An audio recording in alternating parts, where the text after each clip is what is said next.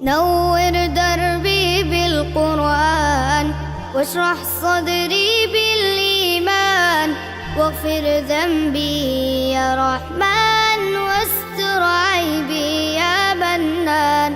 الحمدللہ والصلاة والسلام علی رسول اللہ وعلی آلہ وصحبہ ومن والہ۔ محترم بھائیوں اور بزرگوں، السلام علیکم ورحمۃ اللہ وبرکاتہ۔ مدینہ میں ابو عامر راہب نام کا ایک شخص تھا جس کا تعلق قبیلہ خزرج سے تھا۔ جب اللہ کے نبی صلی اللہ علیہ وسلم مکہ سے مدینہ ہجرت کر کے گئے تو چونکہ وہ ٹھاٹ باٹ رکھتا تھا، اس کے پاس لوگ بیٹھتے تھے، تو اللہ کے نبی صلی اللہ علیہ وسلم کے پاس لوگ سمٹ گئے تو اس کو جلن ہو گئی، یہاں تک کہ مدینہ سے نکل گیا، مکہ آ گیا۔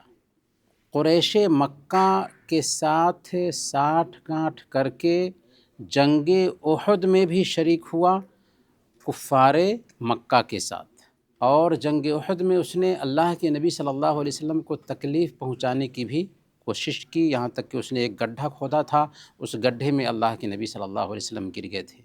برکیف ابو عامر غسیل الملائکہ حضرت حنظلہ رضی اللہ تعالی عنہ کا باپ تھا۔ حضرت حنظلہ رضی اللہ تعالی عنہ، ان کو غسیل الملائکہ کیوں کہا جاتا ہے؟ کیونکہ حضرت حنظلہ رضی اللہ تعالی عنہ کی شادی ہوئی تھی، اور اسی کے کل ہو کر کے جنگ احد پیش آئی۔ اپنی بیوی سے انہوں نے ہم بستری کی، اور صبح میں اللہ کے نبی صلی اللہ علیہ وسلم کی طرف سے جنگ کا اعلان ہوا، ابھی غسل بھی نہیں کیے تھے کہ تیار ہوئے اور جنگ احد میں نکل گئے۔ جنگ احد میں ہی ان کو شہادت بھی نصیب ہوئی۔ تو فرشتوں نے ان کو غسل دیا۔ جب پوچھا گیا ان کی بیوی سے تو انہوں نے راز کھولا کہ اصل میں وہ غسل نہیں کیے تھے، جنگ احد کا اعلان ہوا تو غسل کیے بغیر نکل گئے تھے، شہادت پا لیے ہیں، تو فرشتوں نے ان کو غسل دیا۔ یہ ہیں حضرت حنظلہ رضی اللہ تعالیٰ عنہ، جلیل القدر صحابی، لیکن ان کا باپ کٹر اسلام دشمن۔ برکیف ابو عامر مکہ میں رہا، یہاں تک کہ اللہ کے نبی صلی اللہ علیہ وسلم جب سن 8 ہجری میں مکہ پر فتح پا لیتے ہیں تو ابو عامر مکہ سے بھی نکل جاتا ہے اور چلا جاتا ہے روم جانے کے بعد وہاں کے بادشاہ سے ساٹھ گانٹھ کرتا ہے تاکہ مسلمانوں پر حملہ کیا جائے، اور اس نے مدینہ میں جو منافقین تھے ان منافقین سے رابطہ کیا کہ تم ایسا کرو، مدینہ میں ایک جگہ بناؤ، اور یہ جگہ بناؤ مسجد کے نام سے، تاکہ کفریہ باتیں آرام سے وہاں پر کر سکو۔ تو اس طریقے سے ابو عامر کے مشورے سے مدینہ کے منافقین نے ایک مسجد بنائی، اور اللہ کے نبی صلی اللہ علیہ وسلم کے پاس باضابطہ مسجد بنانے والے آئے، اور انہوں نے یہ ضرورت پیش کی کہ یہ مسجد اس لیے بنائی ہے کہ جو لوگ بیمار ہوتے ہیں، بارش ہو جاتی ہے تو وہ مسجد نہیں جا پاتے، تو ان کے لیے انتظام کر دیا ہے تاکہ ان کے لیے قریب رہے کہ آسانی سے وہ مسجد میں نماز پڑھ سکیں۔ لیکن مقصد دوسرا تھا۔ مقصد کیا تھا؟ ان کا مقصد تھا کہ مسلمانوں کو نقصان پہنچایا جائے پہلے نمبر پر، دوسرے نمبر پر کفر کی ترویج و اشاعت ہو اس جگہ پر بیٹھنے کی وجہ سے، کیونکہ جب ایک الگ منافقین کے لیے جگہ طے کر دی جائے گی تو آرام سے کفریہ باتیں کر سکیں گے۔ تیسرے نمبر پر مسلمانوں کی صفوں میں اختلاف پیدا کیا جائے، درار ڈالا جائے، اور چوتھا جو مقصد تھا کہ اللہ اور اس کے رسول کے دشمنوں کے لیے اڈا تیار کیا جائے۔ یہ 4 مقاصد تھے۔ اللہ کے نبی صلی اللہ علیہ وسلم کے پاس جب وہ لوگ آئے اور کہا کہ آپ اس مسجد میں نماز پڑھ دیجئے تاکہ ہم اس کو چالو کر سکیں، تو اللہ کے نبی صلی اللہ علیہ وسلم نے کہا کہ ابھی ہم جنگ تبوک کی تیاری میں ہیں، کیونکہ اس وقت جنگ تبوک کی تیاری کر رہے تھے اللہ کے نبی صلی اللہ علیہ وسلم۔ جب ہم جنگ تبوک سے لوٹ کر کے آئیں گے تو ٹھیک ہے ہم اس مسجد میں نماز پڑھ دیں گے، کیونکہ اللہ کے نبی صلی اللہ علیہ وسلم عالم الغیب نہیں تھے، غیب کا علم نہیں رکھتے تھے۔ جب اللہ کے نبی صلی اللہ علیہ وسلم غزوہ تبوک سے لوٹ کر کے آئے تو راستے ہی میں اللہ رب العالمین نے منافقین کی سازش سے آپ کو آگاہ کر دیا کہ یہ مسجد نہیں ہے، بلکہ یہ مسلمانوں کے بیچ فرقہ پیدا کرنے کے لیے، مسلمانوں کو نقصان پہنچانے کے لیے، اللہ اور اس کے رسول کے دشمنوں کو پناہ دینے کے لیے یہ اڈا قائم کیا گیا ہے۔ تب اللہ کے نبی صلی اللہ علیہ وسلم نے کیا کیا؟ باضابطہ چند صحابہ کو بھیجا اور اس مسجد کو گرا دیا۔ اسی کا نام مسجد ضرار ہے۔ کیا ہے؟ مسجد ضرار۔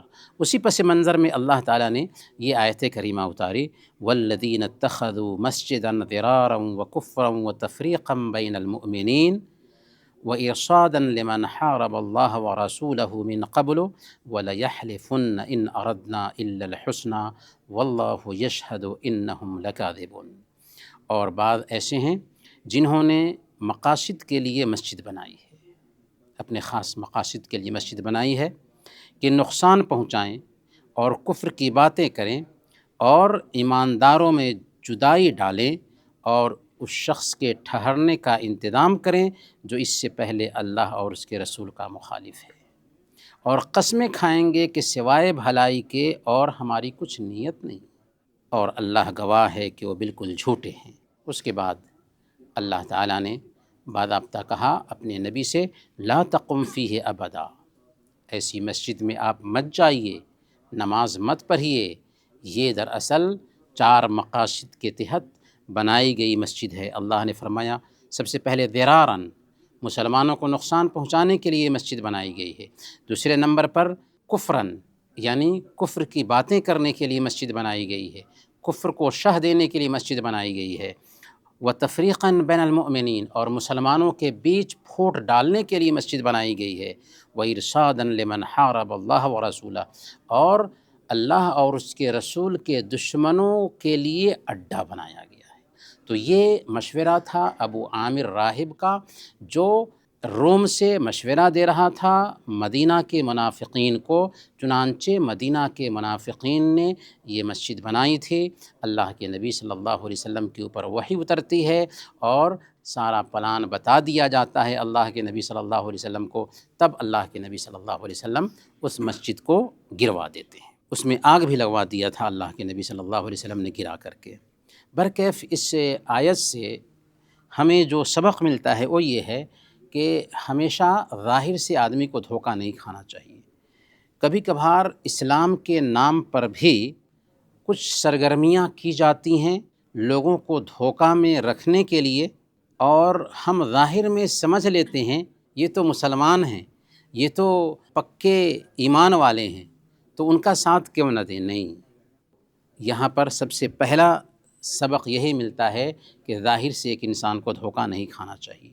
اور یہاں ایک اہم سبق یہ بھی ملتا ہے ہمیں کہ مسلمانوں کے خلاف ہر زمانے میں سازش کی جائے گی، تو ایسے سازش کرنے والوں سے ہوشیار رہنا چاہیے۔ مدینہ کی بستی ہے، چھوٹی سی بستی ہے، اس میں منافقین سازش کرتے ہیں تاکہ ہمارے لیے الگ جگہ ہو جائے، وہاں جا کر کے نماز کے بہانے کفر کی باتیں کر سکیں، نماز کے بہانے مسلمانوں کو پھیر سکیں دین سے، نماز کے بہانے اللہ اور اس کے رسول کے دشمنوں کو پناہ دے سکیں۔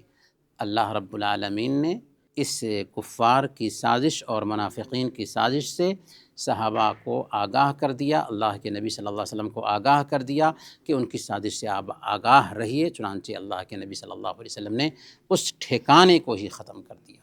تو یہ بہت اہم نقطہ ہے جسے ہمیشہ اپنے سامنے میں رکھنا چاہیے کہ کافر، مشرک، اسلام کے دشمن، منافقین ہمیشہ مسلمانوں کو نقصان پہنچانے کی کوشش کرتے ہیں۔ ہمیں ایسے لوگوں کی سازش سے بھی آگاہ رہنا چاہیے۔ انہی باتوں کے ساتھ آج ہماری بات ختم ہوتی ہے۔ وصلی اللہ علی نبینا محمد وعلی آلہ وصحبہ اجمعین۔